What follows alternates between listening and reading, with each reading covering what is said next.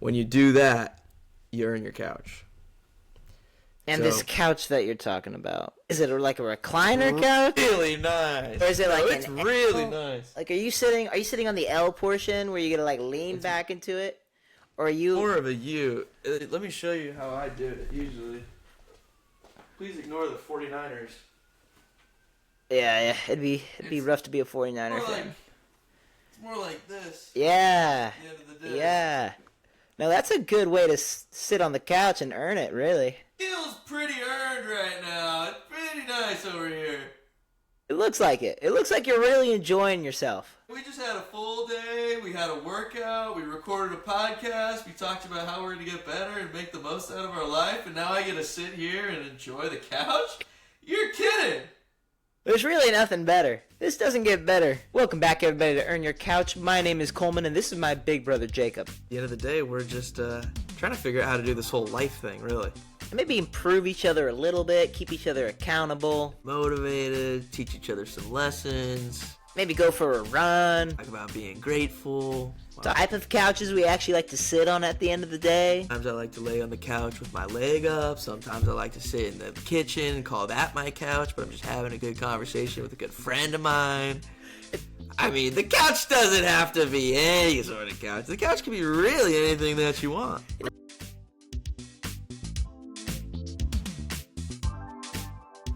Grateful to have a mom and dad who are supportive, girlfriend who cares so much about me, and the opportunity to try and improve myself while having fun. While having fun, for all of our viewers out there, that's a key word. While having fun at the same time every day. Because there might be days where I want to go and maybe eat a grilled cheese, but I'm lactose intolerant and I really shouldn't have, like I did tonight. And I did. I did. That might upset my stomach later, but it is what it is. You know, grateful to be able to get out of bed and get right to work in the morning in a matter of steps. And I'm just grateful for the fact that I can do my job at my house. And that's something to be grateful for. What are you grateful for today? A couple things. One, write this down, but I'm going to piggyback off of what you just said, is flexibility that, my job offers. Work from home is super nice. I know not everybody has it, and there's definitely pros and cons as a social being. But really being able to take a look at my day and be decisive and, I can start an hour and a half earlier so that I can get my stuff done prior to the sun going down, and being able to take advantage of the sun in the late afternoon. Today I had less meetings, and so I kind of knocked those out and then got the things that were on my plate off of my plate and into someone else's court, and then was able to go for a run in the middle of the day and take advantage of the low 70s in late November, which not everyone has the opportunity to. The thing that I did write down, and this came from a conversation that I had with Ryan earlier, is having the understanding that change that you're looking for can happen really quickly. Oftentimes, when we want to have, version of life that is today, and the goal version of reality or goal version of life can often feel really far away. Depending on the thing, that can take a lot of steps to get there. But oftentimes, it just takes taking action and change happening rather quickly. Being consistently taking action for a few days at least will break down kind of the barriers of the unknown, because you're actually starting to do things towards that goal. I think a big example is if you have a job, or if you don't have the job that you want, and then realizing that a change needs to happen. Until action starts to happen, it's always going to feel super far away. But you start putting together your resume, you start putting together a list of companies that you think kind of fit the bill, start reaching out to the people in those roles. It might not happen super, super fast, but also it can happen with that big break. All it takes is kind of that one phone call, that one opportunity to capitalize on. And so I think one thing I'm grateful for is, in the past, having taken action when I realized change needed to happen for myself in order to get to the place mentally or literally that I want to be. And then I think on the flip side of that, it's understanding that just as quickly something can really change for the positive and then quickly can really change for the negative. So all it takes is like one phone call that you don't want to get that all of a sudden turns your world upside down, or one wrong place, wrong time, or one the blank. And I think that just beckons gratitude when things are going really well. It's very easy to take that for granted. So kind of that art of what McConaughey is, the art of running downhill when things are going well. Like learn to like love and appreciate kind of that momentum and not purposefully trip yourself up in order to feel like life is happening the way it should be happening.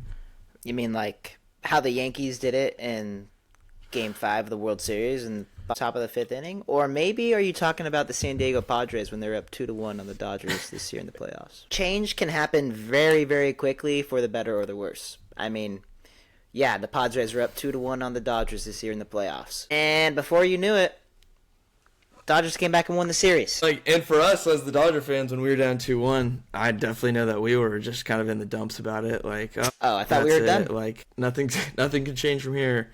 But consistent action a couple days in a row and executing the way that you need to execute, all of a sudden kind of the whole world looks different when it's 2-2, 3-2, going into the NLCS, then moving on to the World Series, and then being up 3-1, and then also having the feeling like, oh my God, everything is about to go downhill. We're down 5-0 halfway through the game, and they're going to be 3-2. We're going to come back. They're going to have all the momentum, and it's not going to work.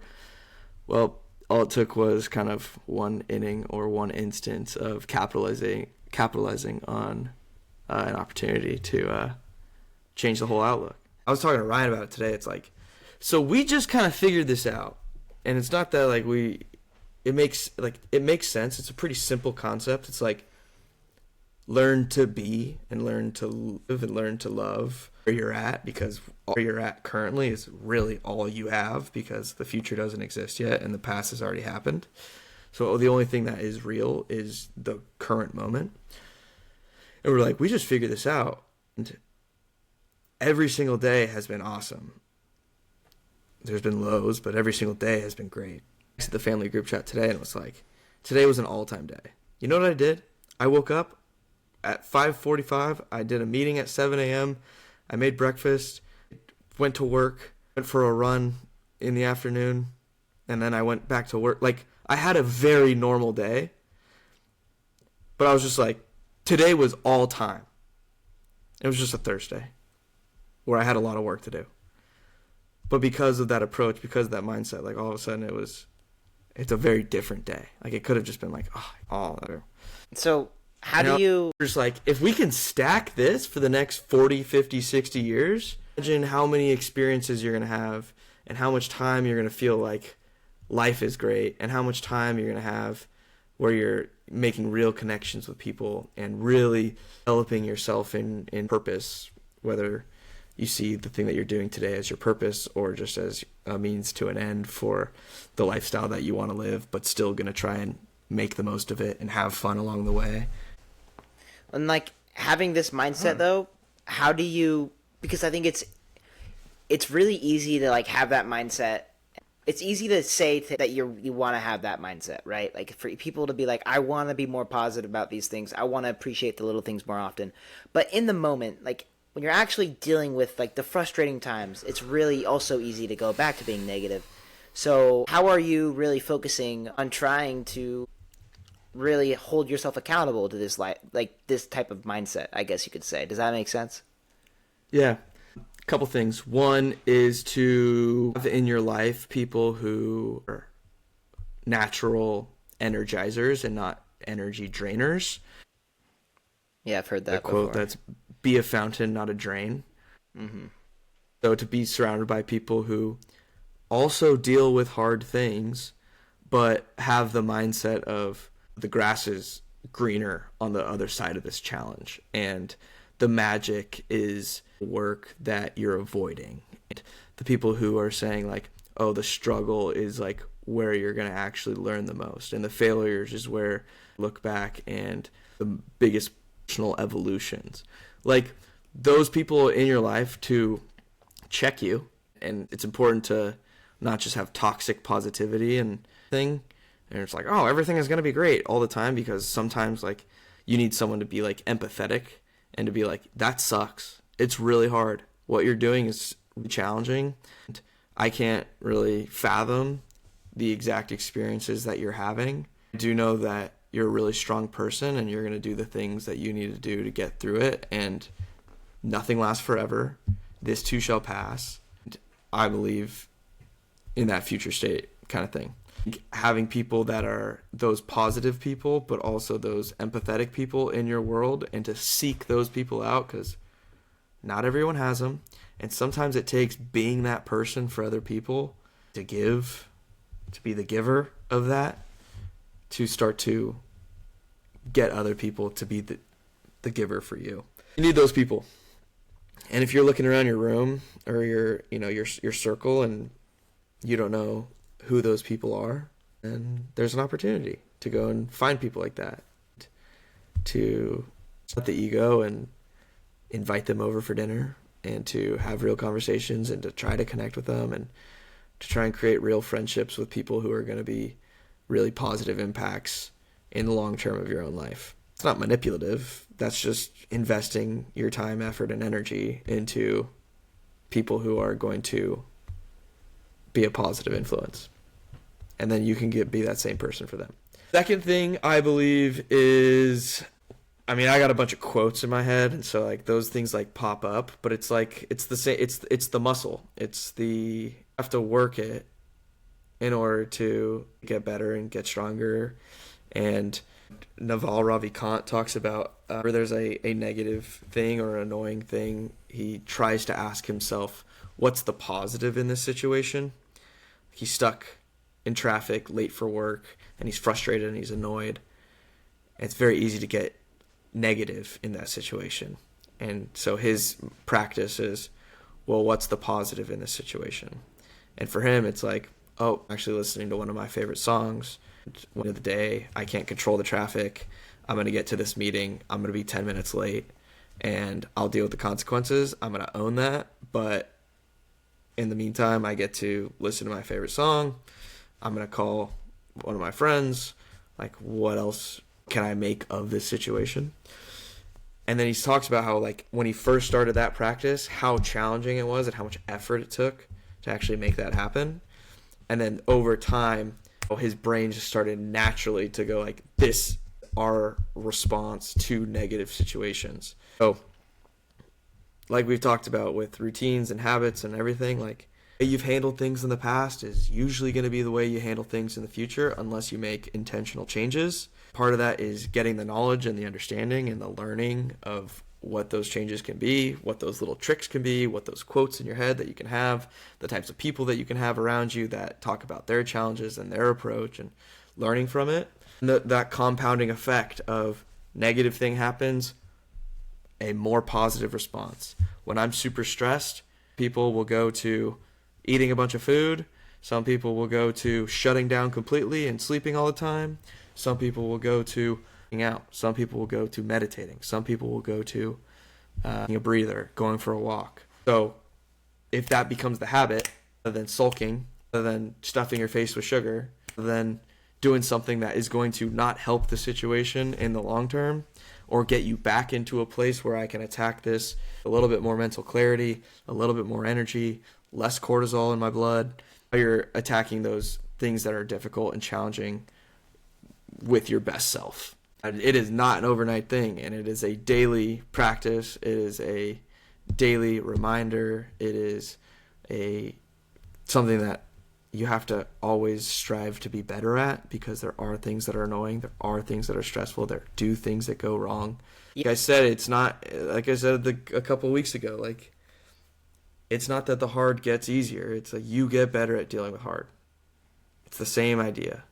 You have more tools, you have more techniques, you have more experiences of being like, oh, this shitty thing happened. Well, last time I worked out really hard, lowered my stress levels, and then I attacked it with, a quiet 3 hours at night in order to get this shit done. Yeah. I'm going to do that again. What I've been trying to do just the past week, right, is just write down something I'm grateful for every day. And I have that in a specific, like, journal, so it's purposeful. It's not just like on a random like whiteboard or a random like sticky note where it just will get lost or erased one day. It's literally just to exactly like what you said, to practice it, but more so to like train myself so that eventually I don't even need to like write it down in the morning. It's just something I process and I think about, because when you do think about those types of things, it does make you feel better. Another thing is, obviously, I'm a very stressful person. I've had multiple panic attacks in my life to the point where, like, I'm not breathing and I'm on the ground. Like, I feel like I'm having a heart attack, but it's a panic attack. And those things those suck. Simply as that. It sucks. If you've ever had one, you understand. But the way I've been dealing with that, and the way I talked to my therapist about it. One thing, therapy is a huge thing, by the way. I never really was for it ever. And then I went to my therapist this week. Didn't even know what I was going to talk about.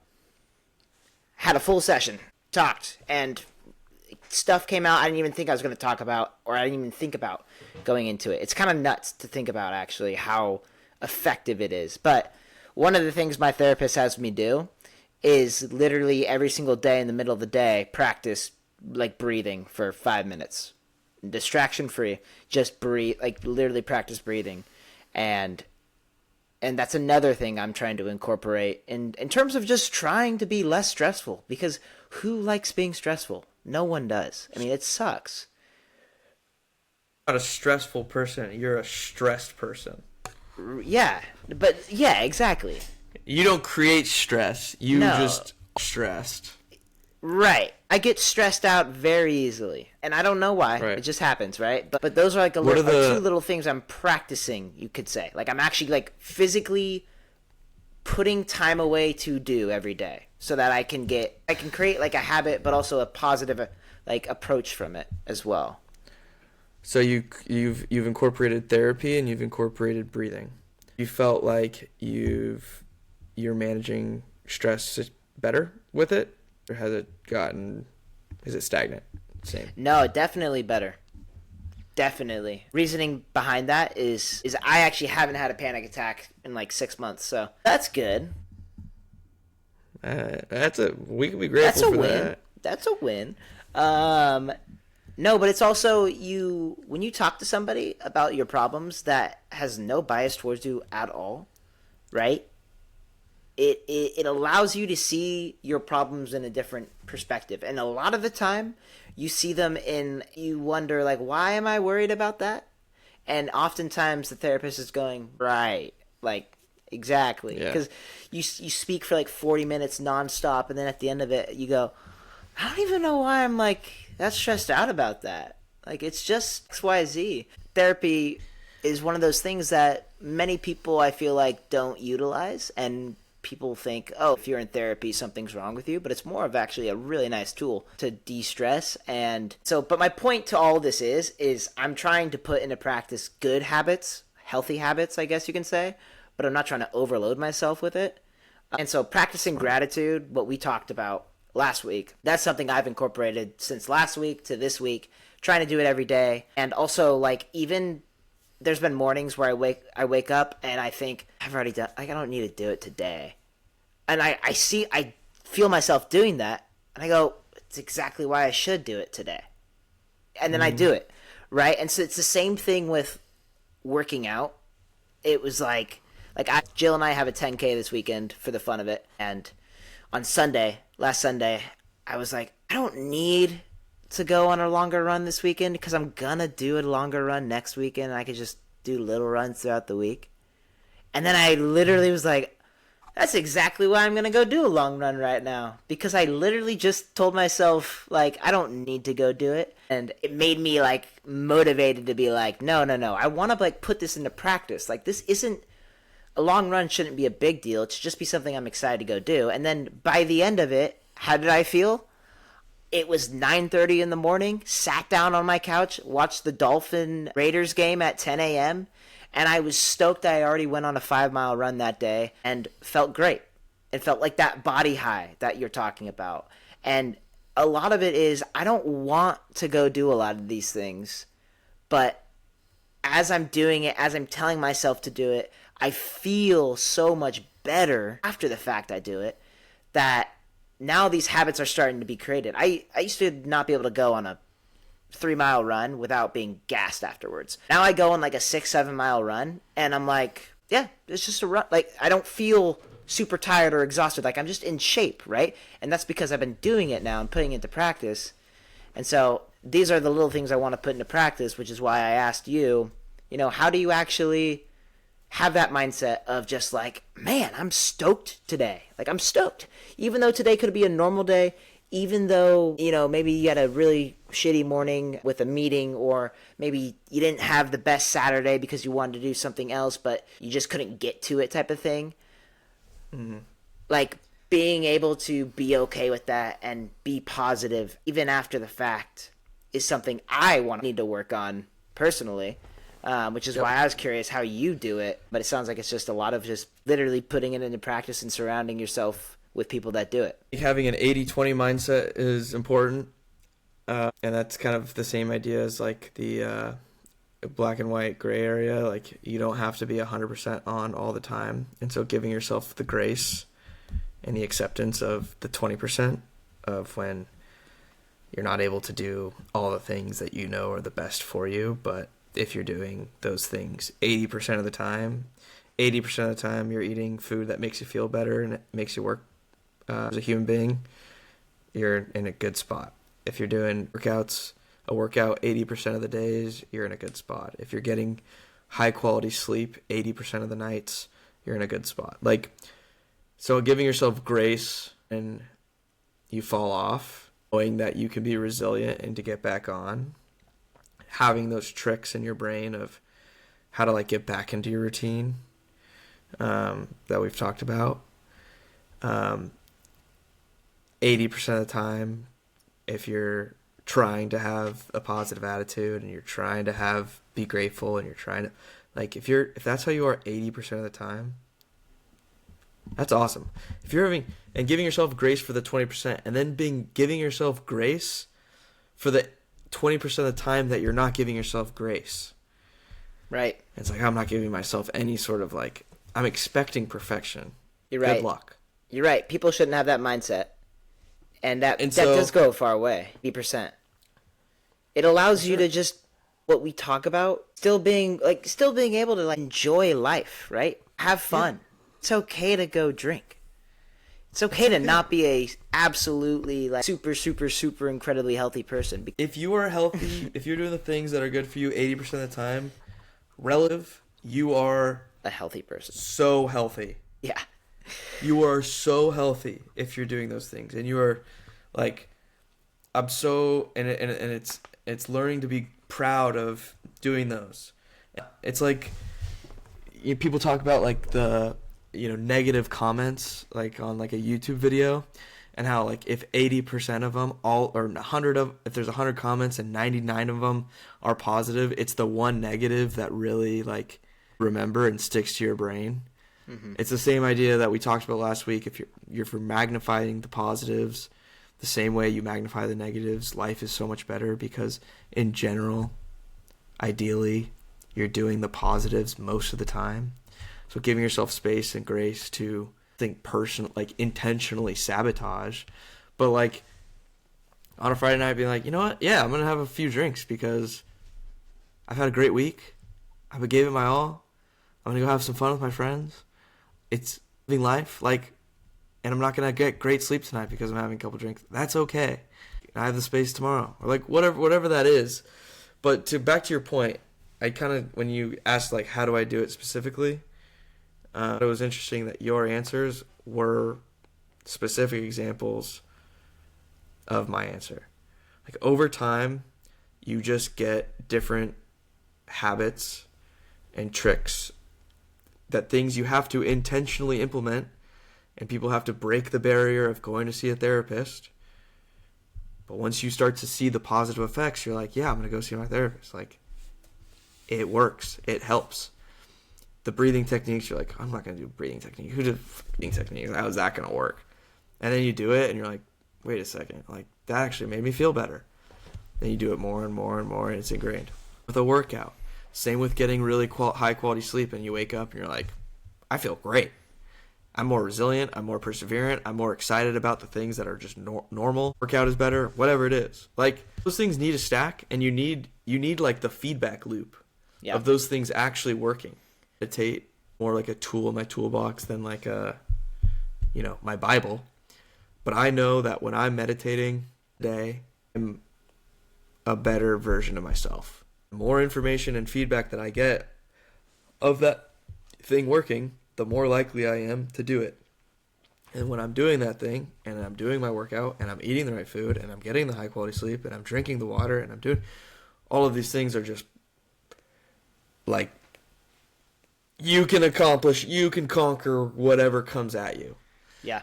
But so many people don't have those tools, or they don't have those habits, or they don't have those people that surround them that have the positive attitude, that are willing to look at challenges as learning opportunities, that are willing to look at failures as successful evolutions of what doesn't work. If you don't have those people, you don't know. And if you don't have those techniques, you don't know. And if you don't have the knowledge of those things working, then you're not going to do them. And so one of the reasons why I love podcasts, one of the reasons why I love having these conversations with you and with other people in my life, is that it's those little reinforcing things, and it's giving me ideas of like, oh, I could try that. Oh, this really works for me. Me sharing about the things that work for me, and makes me go like, yeah, I need to make sure I go to bed tonight on time because I know that I want to have a great Friday. Yeah. Right. No, that all makes sense. And then you get surrounded by people who are all on that same wavelength, and it just becomes this like inevitable positive rise. Well, there's going to be some dip, and there's going to be something that happens where you're like, breakup or a layoff or a business decision or a family issue or a something that brings you back down, and there's going to be a period of time where it's going to be hard to get back on the horse, on the train, or on whatever, the trolley. On the couch. Well, maybe it's really easy to be on the couch and hard to get off the couch. It'd be a lot easier to be on the couch. A lot easier, yeah. A lot of couch time. But then when those negative things happen, I've noticed that this year, like talked about, like more negative things have happened in my life, and in the moment they sucked and they're hard to get out of. But when they happened, I had tools to like get me back, and I had like the light at the end of the tunnel. And if I didn't have the light at the end of the tunnel, like I had the TNT and I had the pickaxe and I had the things that were going to allow me to break through at least faster than just like scratching and clawing and screaming and moping and being sad about it, or being frustrated or being mad or being upset. And that was an awesome analogy that I just kind of came up with on the top of my head. Number one, TNT is working out. Your TNT, working out is your TNT for the tunnel. Pickaxe, it's just super helpful. Oh, we're adding on to the analogy right now. Imagine if you're like, man, I'm in this, I don't see the light at the end of the tunnel. And someone else was like, sorry, like that really sucks. Like, that is super sad. Like, there's nothing you can do about it. This is the worst thing that's ever happened to you. Or you call someone and you're like, hey man, I don't see the light at the end of the tunnel. And they're like, okay, I'm going to bring over some flashlights. I got a pickaxe. I got a shovel. I can do this. I know we just got through this other tunnel like 3 months ago. So what we're going to do, here's how I can help you. At the end of the day, you're going to be in need of the one who, the TNT to blow it up. But I'm here to encourage you. Those tunnels are going to get dug so much faster. Yeah, or they'll get blown up by the TNT. I don't know. No, I like the analogy. I guess I'm just a little confused because you're saying pickaxe and TNT, and I just keep thinking about Minecraft when we're 12 years old. But that analogy needs to be known in this world. Yeah. There's something more to there's a light at the end of the tunnel. There's also tools to find the light at the end of the tunnel. Right. That's awesome. That's a great analogy. I mean, at the end of the day, I think we should write a blog post about it, to be quite honest with you. Nothing wrong with me.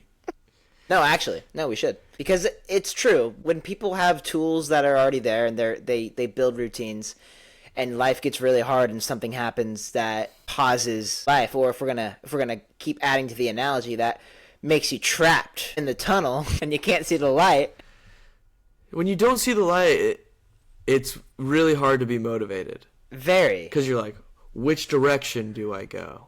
Well, is this effort even, is it worth my time? Yeah. Or it's a lot easier just to sit here and not dig.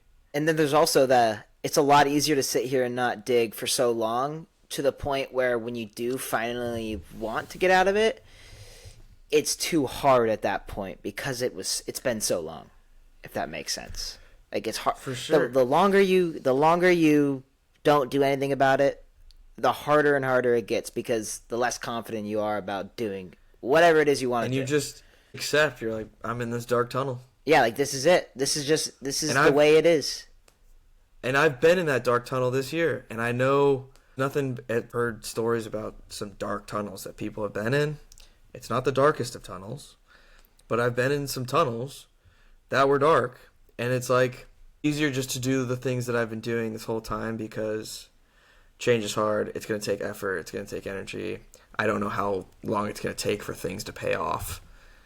And so I'm just going to be in my dark tunnel, and I'm going to lean into the dark tunnel. And sometimes you need to be in that dark tunnel in order to be like, I need to get out of this dark tunnel. Like, I need changes. I think it needs to happen in order for me to, it needs to change, because I know that this is not the place that I want to be in. Mm-hmm. Sometimes it's easy to be like, I'm going to be in this dark tunnel. And then eventually it takes, hopefully not super long time, to be like, all right, time to bring out the TNT, time to at least start leveling away in a direction. Worst case scenario, I realize that's not the direction I need to go in. Start taking action and start making progress, because then that action, momentum is real.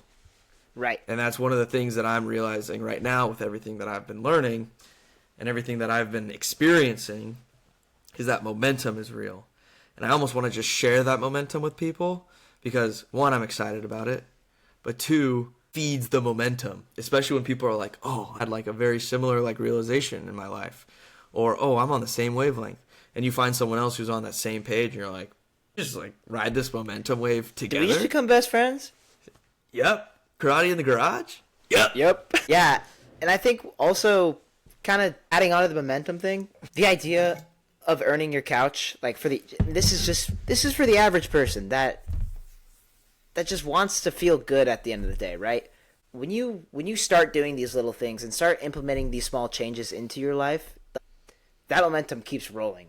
And the feeling of actually like ending the day and looking back at everything you did that day, or maybe you had a fantastic day overall and you don't even know why, it's because you implemented all these different things and you just keep rolling with it. And when you are rolling with it, you start adding on things. And I found myself doing that because I had to start with one thing. And what was that one thing? I just completely told myself I'm going to quit drinking for a month and become a very, very heavy water drinker. And when I did that, I started to go on runs more, and I really started to enjoy them. And when I did that, I started to wake up earlier and get to bed earlier and realistically feel more of a high at the end of the day, because I felt like I had a productive day. And I really didn't do a whole lot of challenging weightlifting or crazy activities. It was just simple, just ways to make me feel like I'm being active and productive. And that has moved this momentum forward to now I am trying to run anywhere from 10 to 20 miles a week, which doesn't sound like a lot. I don't want you to discredit yourself either, that you're not doing anything crazy weightlifting. Like, where you are today compared to what you were doing 4 months ago, I was like, this is what you do on a daily basis. You'd be like, no, true, not me. True. So that is so much growth, and like that is, I think that for me, if I'm you, that's what I'm telling you. Like, be so proud of those changes, because we are the front end of this. And I think we're gonna feel like we're on this front end of this journey for a long time, because we're gonna continue to learn things, and we're gonna continue to realize, oh wait, I can't believe I wasn't doing this before, because it feels so good, and I love the way that life is now, and I love this approach, and I love this mindset. I love how it changes every little thing. So, going from drinking Hey, having a beer, having whiskey, having a whatever, maybe not every day, but percent of the time, drinking a bunch of water, and then seeing that impact your mornings, and then seeing that impact your willingness and wanting to run, and then seeing the runs over time, you get better and faster and doing it for longer, like going from your 15-minute run at the beginning to now doing a 10-mile, long run on a weekend. Like, that happens so fast in reality. Right. And yeah, so the don't say you're not effect. doing anything crazy. Well, no, I appreciate it. I think you're actually answering my point, essentially, is what I'm saying.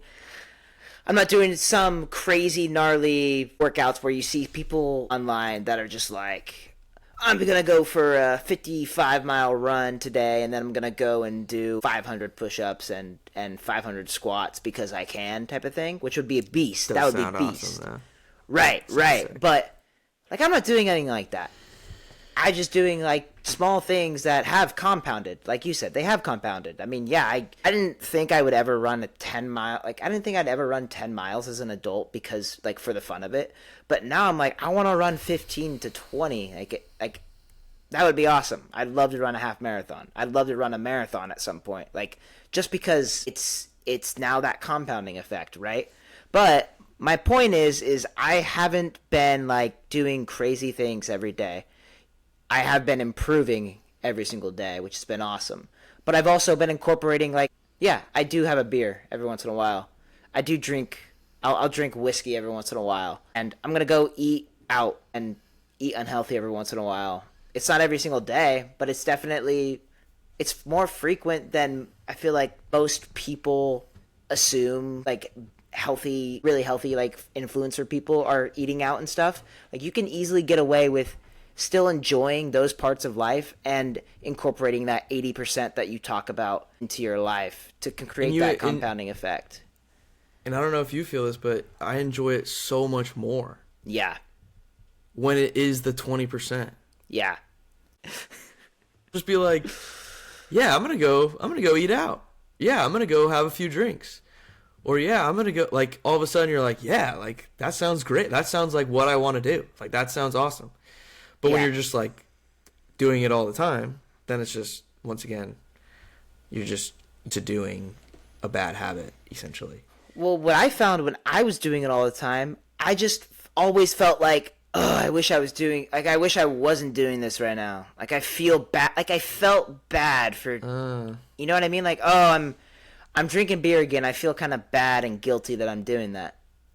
Because I know that in reality, I could better myself. And that's why, like, I chose, okay, 1 month not drinking, just drinking water and, like, starting, like, on a clean slate.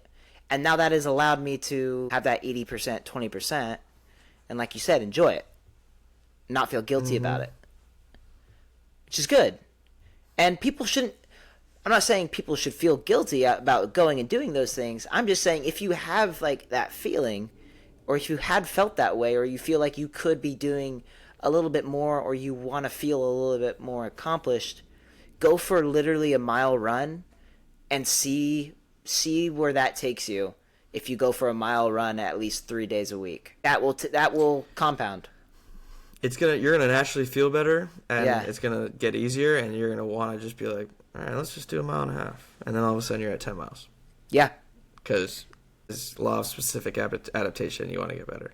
And then let's leave you with this in terms of everything that we've been talking about, compounding effect of all these good habits, stacking them, giving yourself grace when you don't fully execute all of the things that you know do the best version of you or make you feel the best, giving yourself grace for that 20%, giving yourself grace when you're not giving yourself grace, giving yourself grace. There's an analogy of if you have a rock and you get a bucket of water and you dump the water on the rock, what happens? The water just the water just hits the rock. But if you got a bucket, you put it over the rock and you made it so that it just dripped and over and over again, it makes a dent in the rock. And so the idea is then giant bursts of all this change all at once doesn't actually have a lasting impact, but consistent a consistent intention, consistent. I like that. Just consistency in general is going to actually have the result that you're looking to do, that you're looking to accomplish. That's a good analogy. And so being okay with just getting a little bit better, back to what you're grateful for, improving every day. Know where you want to be or where you can be in the future. It's not going to happen as you want it. It's going to happen because you're intentional on a daily basis and you're excited about the things that you're doing and you're resting yourself and you're taking care of your body and you're taking care of your relationships. You're taking care of your stress so that you can attack every day without getting burnt out. And just give it time. Look back to where you were 3 months ago before you were running, where you are today. Thank you very much, everybody, for tuning in to our third episode. If you've made it this far, honestly, that's awesome. If you've made it this far, give us a follow on Spotify. Give us a follow on Instagram. You can go subscribe on YouTube if you want. I don't know. But if you made it this far, you're actually a true listener. So we appreciate you. And that is episode 3 of Earn Your Couch. Okay.